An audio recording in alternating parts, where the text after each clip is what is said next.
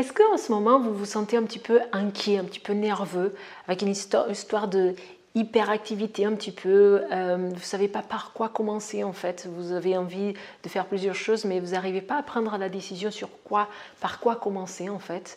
Et surtout, est-ce que vous sentez que vous avez des troubles de mémoire? Par exemple, la difficulté à répéter le même numéro de téléphone alors que vous venez de le lire. Est-ce que quand vous lisez un livre, vous êtes obligé de relire le même paragraphe plusieurs fois jusqu'à comprendre? Si vous vous reconnaissez dans ce tableau, peut-être que vous avez un certain manque de GABA. Le GABA, c'est un neurotransmetteur qui est inhibiteur et qui va du coup faire ce lien entre qu'est-ce qui se passe dans le corps et ce qui se passe dans le mental. Je suis Rita de la chaîne Ayurnatur de la chaîne, je vous parle de Ayurveda et de naturopathie. Et là, je suis en train de continuer une série de vidéos pour vous expliquer les neurotransmetteurs suite à vos demandes dans les commentaires des vidéos. Donc vous avez envie de comprendre ce lien entre le corps et le mental, mais du côté naturopathie, allopathie, donc à travers ces neurotransmetteurs. Donc je vous ai expliqué que ces neurotransmetteurs, ce sont des messagers qui donnent des informations qui vont avoir un impact au niveau du système nerveux. Et du coup, ça se passe bien sûr que c'est produit déjà au niveau du corps, parce que c'est influencé par notre alimentation, par notre sommeil, etc. Mais ça va avoir un impact vraiment sur comment on se sent. Donc si on a cette sensation de avoir des troubles de mémoire, vraiment, avec besoin de lire plusieurs la même phrase jusqu'à la comprendre. Des symptômes de manque de GABA, ça peut donner aussi les personnes qui dorment beaucoup en fait. Elles vont dormir beaucoup, mais elles sont tout le temps fatiguées en fait. Plus elles dorment, elles peuvent...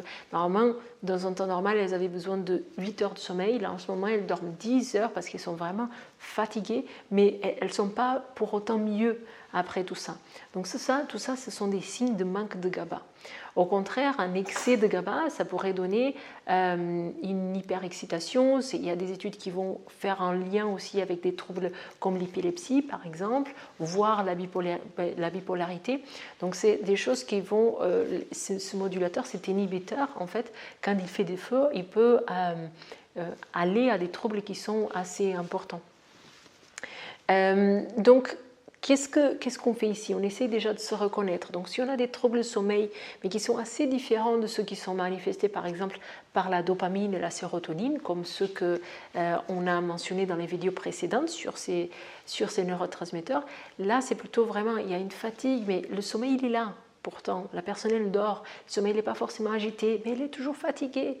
Et la concentration, elle n'est pas là. Et puis, elle est tout le temps un peu nerveuse, un peu inquiète. Elle a du mal à se décider. Donc, tout ça, ce sont des manifestations qui peuvent indiquer un manque de GABA. Alors, le GABA, c'est quelque chose que vous pouvez aller en pharmacie, en parapharmacie, vous pouvez supplémenter. Mais avant de supplémenter, donc contrairement à la sérotonine, etc., qu'on supplémente avec le précurseur, là, vous avez carrément, vous pouvez prendre le GABA direct. Mais est-ce que c'est vraiment un manque de GABA? Donc, si ça, c'est des choses qu'il faut vérifier. Sinon, en plus de la supplémentation, vous pouvez bien sûr aller voir dans l'alimentation. Et dans l'alimentation, ce qui va être très intéressant, c'est de manger protéiné. Et donc, pour le coup, les protéines animales, elles vont être plus digestes que les protéines végétales. Mais quand on parle de protéines, c'est protéines animales et végétales. Donc, bien sûr que vous pouvez prendre dans les viandes, les œufs, les poissons, etc. Mais vous pouvez aller prendre dans le soja, les légumineuses et donc tout ce que vous avez comme protéines aussi végétales. Ensuite, c'est intéressant d'aller regarder tout ce qui est produits fermentés. Donc les kimchi par exemple, la choucroute, les kéfirs, donc tous ces aliments qui sont très vivants, ça va être des bonnes sources pour améliorer ce côté GABA. Et puis finalement, on a parlé déjà pour la dopamine, mais certains thés comme le thé vert, le matcha, le thé oolong, c'est un thé chinois, mais qui va être très bon. Il est réputé pour être bon pour la santé. Donc ça, ce sont 3 types de boissons qui peuvent aussi vous aider dans le côté GABA et vous aider à améliorer ce taux si vraiment vous manifestez un manque de GABA. Donc je vous invite à mettre dans les commentaires vos questions, parce que là ça commence à faire plusieurs vidéos sur les neurotransmetteurs, ils peuvent se mélanger, on peut se confondre un petit peu dans tout ça. Donc n'hésitez pas à mettre encore une fois dans les commentaires vos éventuelles questions, donc les symptômes que vous manifestez pour savoir quels seraient les neurotransmetteurs auxquels vous pouvez regarder plus, etc. N'hésitez pas à partager la vidéo si le cœur vous dit, si vous connaissez des personnes qui peuvent se bénéficier.